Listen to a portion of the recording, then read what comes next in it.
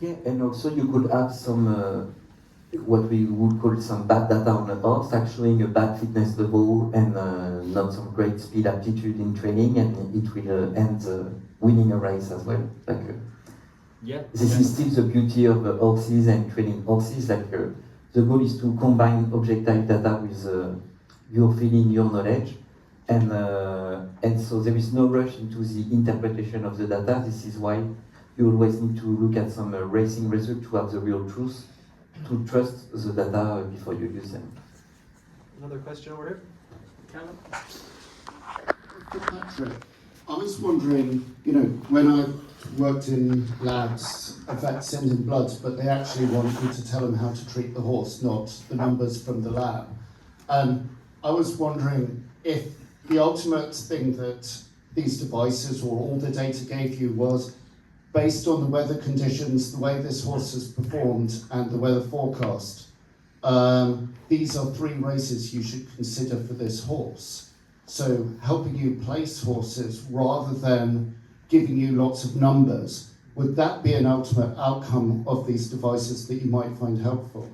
Yeah, that would be extremely helpful. Yeah, and I think a lot of trainers would do something similar anyway. They would, we've had data for years at a very basic level in that we've got handicap ratings, and you can assess horses' past performance based on handicap ratings, and you can break that down a little bit more on ground conditions, different trips, different tracks, and you can see their handicap rating will tell you where they perform better. So people have been doing it for years, but this can definitely streamline it, make it more helpful, more beneficial.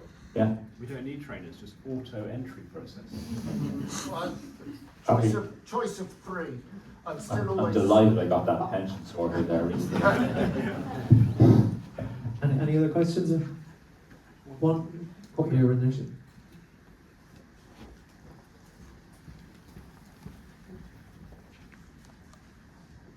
Hi there, Christina Jones, and this is probably a question to start with Valentin, but then I have the others in the panel's thoughts. So much of the discussion here has been about the training and the performance on the track and the biometric data that's linked, but not a huge amount about the things that might be slightly upstream about that. So our genetics are fixed, but we've got all our feeding, our shoeing, supplements. I'm a digital marketer, so I love supplements.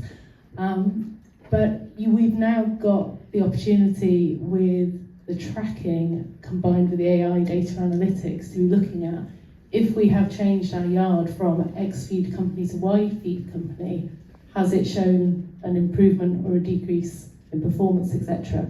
And so I'd love to know from Valentin if people are doing a lot of experimentation, and obviously you don't have to tell us who and what they're experimenting with, but if there's the appetite for it. And then my perception of the UK and the Irish market is that there's a tendency to be, we're good at what we do and this is what we've done and we've learned how to do it over 20, 30 years.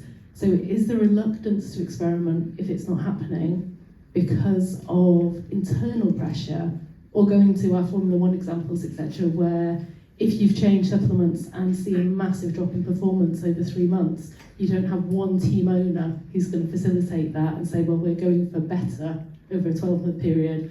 You've got 30 really pissed off owners in your WhatsApp. So yeah, just love your thoughts on that. Do you want to go first on the experimentation, Valentin? Yeah, so maybe not going into too many details, but so we have many experience like this going on always. So you have some people doing some kind of A/B testing with feed, and so into the same stable. So they will have, and they will just analyze after the result into the data. But same thing with some treatment just to see the effect of a treatment on the physiology of the horse, or just the physical response as well, with the stride behavior and everything. So definitely like many experiments going on. That's probably a crossover between this discussion and the previous panel, that you've got maybe a shortening in stride, so you try a supplement to help their joints, or you try maybe a different type of feed that's got less protein, maybe their muscles are getting a little bit sore. It's probably the overlap there between performance and risk and just helping the horse be the best they can.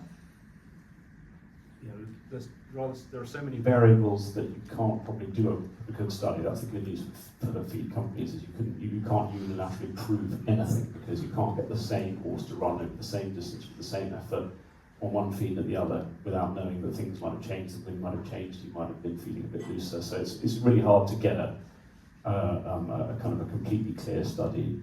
Like I'd love to say that, you know, tracks that use our data see an increase in handle, but I can't. There's loads of variables and you can challenge that number. But I think it's fascinating. You can look at, you know, aerodynamicity of the jockey silks. You can look at the sort of temperature in the barn, the ventilation. You know, there's a wonderful amount. This is why it's such a great sport, is that there are so many things that contribute to success, and obviously feed's a big one of them. And we've had people approach us to do a study, but as yet not studied enough, probably is the answer. Is there one more back there as well? It's Ryan Hurley from Gain, and Red Mills might say different on that. No, I'm not from a feed company, but I just had a question. Obviously, right at the top, Will, you were saying that obviously that it's about the rate of return for the sport, and having listened to the three of you, obviously, I might be putting words in Patrick's mouth, but I would argue that if Patrick had the money and the sports analysis person there to process both the information that Valentin gives him at home and Will, the data you give him on the track, he'd do it in a heartbeat. So is it not the fact that the biggest danger probably to the UK and Irish racing is being left behind by the other jurisdictions where there's more money, and therefore your average Australian trainer probably can afford to have a team of experts, etc.? So is there not an onus actually on the sport itself to ensure that the people providing the sport, i.e. the trainers through the owners that they've recruited the investment from, etc., to produce a product that then is more marketable and is also keeping up with the rest? Because at the minute we rest on the laurels of the fact that we produce, in theory, the best stock in the world, that then is then bought by the other jurisdictions to go and win their good races and huge amounts of prize money. So I just wonder what your thoughts are on that, from maybe the onus on the sport itself. Yeah, no, very good point. And today, 2025, there's more competition in my sector, in Valentin's sector. The cost has come down for the devices, so the ROI is moving in the right direction. You know, when we started 10 years ago, there's an expectation that your device on the horse is going to be as reliable as your iPhone, cost less than your iPhone, and, you know, give you answers straight away. And frankly, we were almost, that's the curse of the the mega, you know, technology companies, that meant that, you know, what we had a budget of £4.99 for was meant to perform like this, and the trainer would take the device out and sort of say, well, you know, why isn't it working? I haven't got time, it's not working, it's not working. But I think today there's there's a price point, I think, to probably choose, you know, to suit everybody. We've certainly come up with a business model that works from Venezuela to Churchill Downs, so that excuse is kind of taken away somewhat. Because as you say, it's a bit of a no-brainer to have it if it's easy to use. I still think that it's hard to capture data 24/7 on a racehorse. It's still hard, and the price point might still need some work to come down. But I'm not sure you're going to see kind of centralised racing bodies subsidising owners to have kits. It's really about who pays for it, the trainer or the owner. I think that's an interesting. Maybe you want to talk about that. Who tends to fund your product? Is it the trainer or the owners, or is it a mixture? Most of the time it will be the trainer. And so us, we don't see it as a cost, but as I was saying before, if we are good enough to educate the trainer on how to use the data to complete the decision process, the cost should be almost invisible at the end, because leading on a decision that we will feel take back. And so, sorry to challenge you there. You say it's an invisible cost, but most trainers are not making any money at all. This is another cost for them.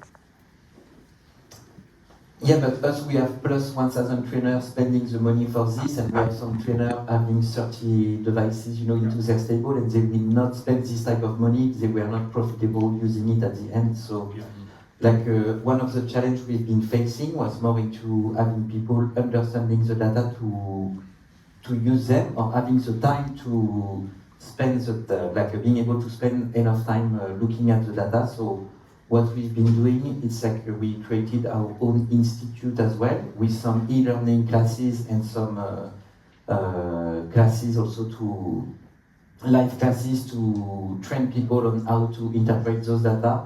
And so for each of our customers, they get as many free classes as they take some devices. So most of the time they will put their trainer assistant or head lads or the person in charge of the communication to take the course, just to get the first knowledge about the data and being able just to provide a quick feedback. And also each of our users has a dedicated data success manager. And the job of the data success manager is to make sure we will know after 3 months on how to interpret fitness, to decide to postpone a race or to get earlier into a race, or how to use the strike data to challenge the best trip of the horse or things like this. So the exciting thing is there's a load more to come. We may have finished the GPS sensors on horses and in training, but the pace of the AI movement that racing can just piggyback on the back of is extremely exciting. You've got computer vision projects where you can use camera tracking to measure even more things that the device is doing. You've got large language models that will basically write a sentence to describe the horse's performance immediately after they cross the line. And again, I like to see these things to kind of increase the ROI for the sport, but there's a hell of a lot we can piggyback on, which is great. I think the final point that was made there as well, I think in an ideal world where we'd have a better prize money pot to work with, trainers have a better scope to do this. I love the idea of it. I think you speak to a lot of trainers, they love the idea of it. You'd also think in a staff point of view, we're very short on staff in the industry too. There is a practical element there as well, where these elements need to be charged. There's a practical thing of interpreting the data. If the structure around it was a little bit stronger in some respects, you'd imagine it might be easier, but maybe that's a topic for another day, and I feel we'd probably run over anyway. But before we just wrap up and say thanks very much to the guys, Patrick, last chance for you. 2 questions. Will we see you with heart monitors next week on the Curragh? And secondly, we've seen Carla Ridge just touched off in 2 black type races here the last twice. Any chance of a Irish Champions Weekend winner for the audience here? We won't tell anyone, we won't take the prize. We'll put the hard monitor on her tomorrow. Find out. I'd like it on you, Jordan, there is. No, she'll probably go for the bold lad on Sunday. Hopefully she doesn't have to carry top weight. It'd be a big ask for a 3-year-old filly, but she's a group horse and handicap, so hopefully she can do it. Brilliant stuff. Listen, ladies and gentlemen, put your hands together. Brilliant panel.